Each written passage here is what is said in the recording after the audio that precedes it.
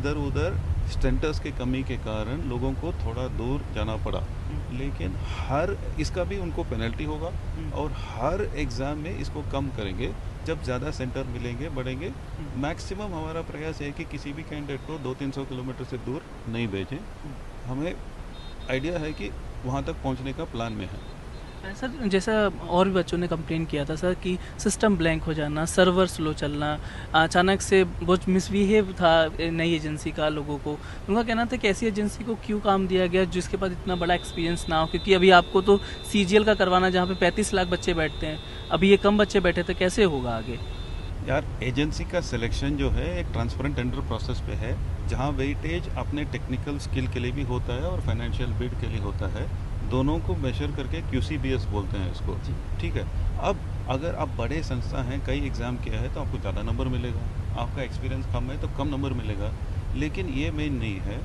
पूरा एक strong technical committee IT ministry के एजेंसीज के थ्रू कि इनका प्लेटफॉर्म कैसा है, इसको बाहर से, मैं तो यही कह रहा हूँ, आजकल एग्ज़ाम में चोरी जो है ज़्यादातर टेक्निकल बात है।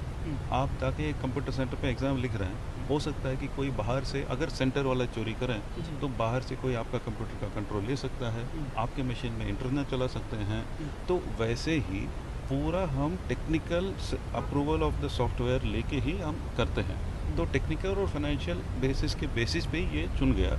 और दूसरी अच्छी बात यह है कि एक भारत संस्था का, सरकार का एक और IT मिनिस्ट्री का संस्था है CDAC। CDAC इसमें पहली बार इस जुलाई से हमारे साथ जुड़े हैं, तो उनका नेटवर्क बॉक्स है, उस वो पता लगेगा कि भाई यहाँ एक सेंटर है, यहाँ 200 मशीन है, यहाँ इस मशीन में ये प्रॉब्लम हो रहा है, उस मशीन में वो प्रॉब्लम हो रहा है, वहाँ किसी से माउस एक्स्ट्रा डाल रहा है, किसी से दूसरा HDMI केबल डाल रहा है, बाहर से कोई अटैक कर रहा है।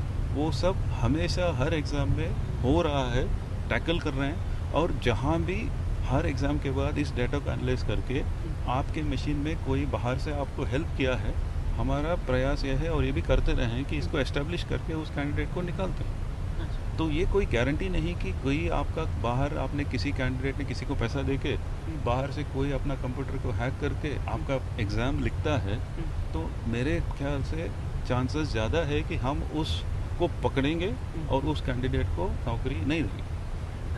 इस एग्ज़ाम में जो इतनी कमियां निकली है सर, अभी तक बच्चे प्रोटेस्ट कर रहे हैं, क्या इसका भविष्य है एग्ज़ाम को लेकर? आप क्या लगता है कि सब कुछ सही है, या आपको लगता है कि अगर कुछ प्रॉब्लम्स बढ़ते हैं तो आगे चल के कोई हार्ड स्टेप भी ले सकते हैं आप? यार हार्ड स्टेप, सॉफ्ट स्टेप जो भी हो, कैंडिडेट को एग्ज़ाम लिखने में दुविधा कुछ होना नहीं चाहिए।